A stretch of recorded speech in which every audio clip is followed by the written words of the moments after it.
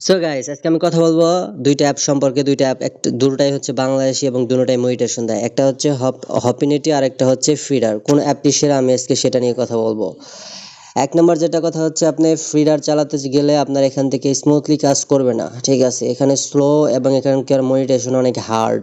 টাকা উইথড্র সহজ, কিন্তু মনিটাইজেশনটা হার্ড। আর এদিকে আপনি হপিনিটিতে পাচ্ছেন। হপিনিটি হচ্ছে এমন একটা ওয়েবসাইট যেটা নাকি আপনার ফেসবুকের চাইতেও স্মুথলি কাজ করে, অনেক ফাস্ট কাজ করে এবং ভিডিও কোয়ালিটি সুন্দর, সাউন্ড কোয়ালিটি সুন্দর।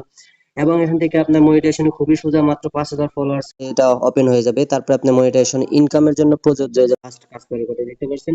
এবং এখান থেকে আপনি অ্যাড মানিতে ক্লিক করলে আপনি এখান থেকে করতে পারবেন।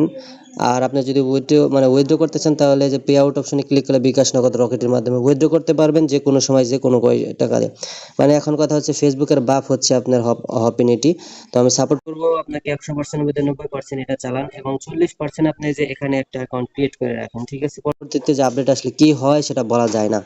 বর্তমানে সবচাইতে বেস্ট হচ্ছে এই দুইটা অ্যাপের ভিতরে হপিনিটি হচ্ছে সবচেয়ে বেস্ট এবং সহজ মনিটাইজেশন পাওয়ার জন্য।